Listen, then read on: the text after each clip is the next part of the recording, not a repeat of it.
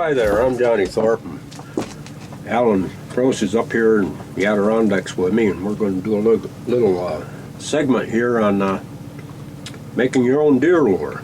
And it can be a fantastic hobby, and certainly a heck of a lot cheaper than what you can buy in the store. And we're going to show you an easy way to make as good a deer lure as you can ever get, and probably a lot better than most.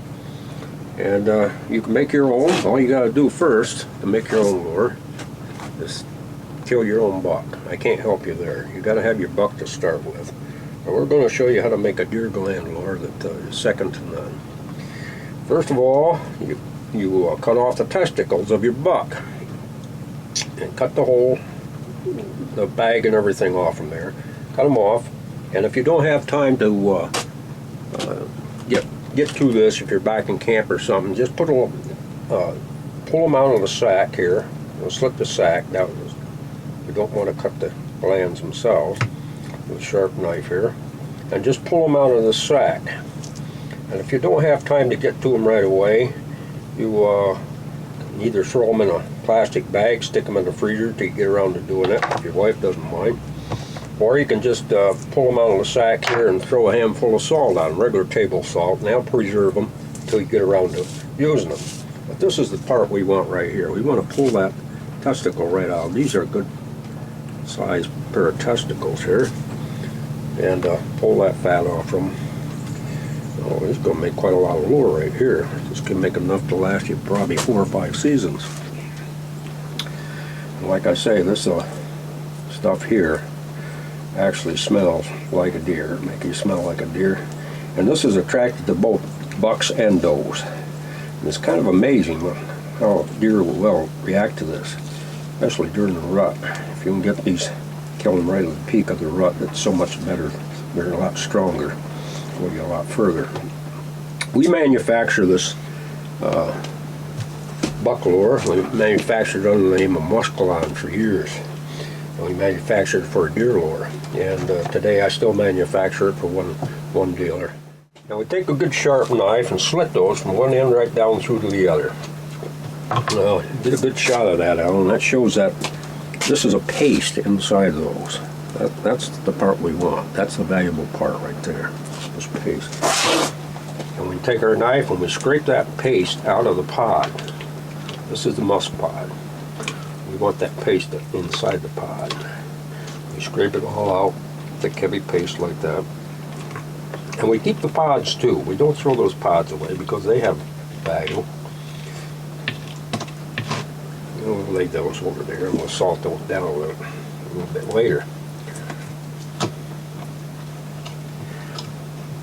There'll be a little end on here. Make sure you slit that and get everything out of this little tip down here on the end too. This already provides us quite a lot of deer musk right here. And this is true deer musk. This is true buck musk. I shouldn't say deer musk, it's true buck musk. As far as I'm concerned, this is probably the best deer lure on the market. When we have that, we scrape this off, and just a nice clean glass jar. Don't use plastic, use glass. And you can be a pickle jar or anything you got to work with. Make sure you wash it out good, wash it several times, wash the cap good. We don't want any foreign odors in it whatsoever. This is what I have handy right now, times so we use this. There's probably about 4 ounces of that deer musk in this deer. This was a pretty good sized deer. Okay, we put it in there now.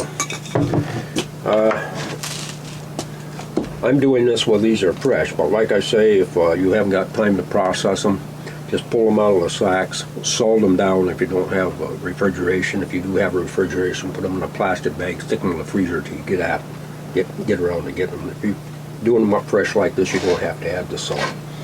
Now we take to that amount there, you got to kind of eyeball this. There's probably about 4 ounces of actual musk there. To that, we use some vodka. It can either be 80 proof vodka, it can be 100 proof vodka, it can be 190 proof. Most of you will have access to 190 proof perfumers alcohol. It's actually perfumer's alcohol. That's as high as you get. And you really don't need it. 80 proof is fine. And it does make a difference whether you're using 80, 100, or 150, or 180, because your tincturing compound should be half glycerin and half alcohol. I've done this so much I can eyeball it, but I'd say I put about,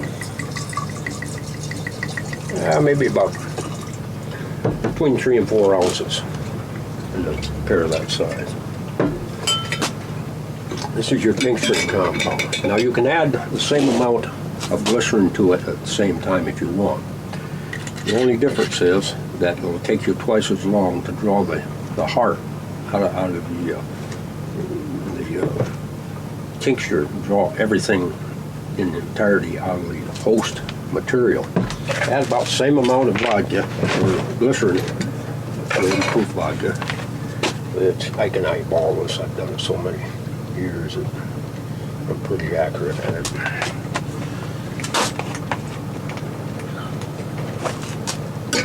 We'll shake this all up.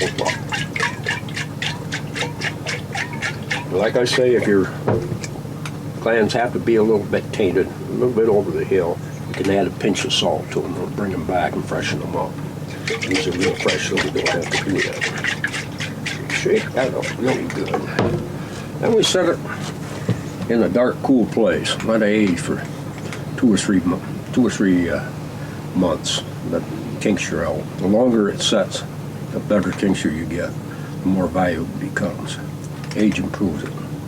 If you can let it set 6 months tincturing out, so much the better. If you can let it set for a year, better yet. Now after you set it for a few months, you can take to enhance it somewhat, we can take a couple of drops of Tonquin musk. And any good Tonquin imitation will do the same thing. This happens to be Ardell Gras, which is a good product. And isn't pure quill. There's very little pure quill around, but that's not necessary. And just you really don't need much. Maybe about 2 or 3 drops in this whole thing. That'll just enhance it somewhat. And the Tonquin musk itself is quite attractive to beer. Now we just shake it up, set it out there and let it age. And if you want a really good lure, let it age for about a year. Then pour it out in bottles and it's ready for use. That's it. You can use it on your deer stands. You can put it on your clothing and whatnot. It's not a disagreeable smell. It's got kind of a nice smell. Quite nice smelling stuff. I kind of like it. Foxes, coyotes, they love it. It's one of the best wolf lures there ever was, I believe. And that's all you need to know about making your own deer lure. And now you're going to have a product that's 10 times better than most of the stuff you see in the bottles and all your fancy sporting goods stores for anywhere from $8, $10, $12 for a little ounce bottle. And now you've got almost, how much is there? Probably about a half a pint. My God, that's enough to last you for 10 years. You can feel confident that you got the best stuff you can get. And so that's what you can do with your deer testicles. Don't add anything else with it. Just very strong. You only need a few drops on your clothing, and that's tinctures out. It gets stronger with age, and it'll last you for 20 years. And you can't do any better. Talking about deer lures, actually probably deer are one of the easiest of all animals to attract with lure. They really are. And probably there's more fox urine and reduced skunk essence and oil of apple used for deer lures than there is anything else. But there's all kinds of ingredients to attract deer, and quite well. I mean, you have all kinds of apple oils, and incidentally, in most trap and supply houses, you buy one type of apple oil, which would be wild apple, or they call it that. Most of it's mostly an extract rather than the essential oil. But actually, there's Macintosh apples, oil of Macintosh, and oil of Graham Smiths, and just about every breed of apple you got, there's an essential oil made of that particular smell. And there's quite a variation on apple odors. And a lot of lure ingredient dealers don't even realize that. Artificial catnip oil is extremely valuable as a deer lure. It isn't worth a damn for cats, but it's very good deer lure. Gray fox lure on that. We have hazelnut is good. Acorn oil. These are all essential oils that are attracted to deer. Skunk essence, you'll reduce down skunk essence. A couple drops will do it. It is curate, what would I call it? Novelty lure for deer or whatnot. It's used mostly to overcome your human scent, which does a pretty good job. There's another type of oil of apple, oil of pear, oil of anise.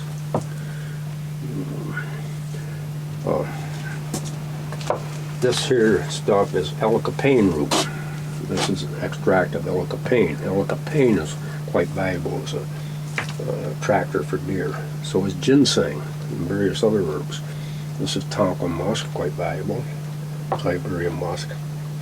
And there's any number of oils that you can purchase through a trapper supply house, specialize in lure ingredients. They're very good deer lure. And most all of them will work.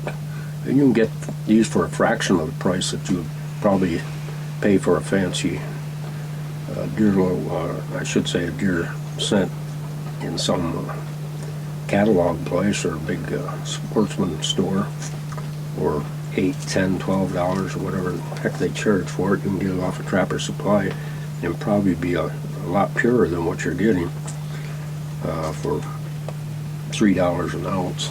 You know, but if you really want to get into the making your own lure. But as far as making your own lure, if you can get those deer testicles, it's much more valuable than anything you're going to buy in this other line, as far as actually being top quality deer lure.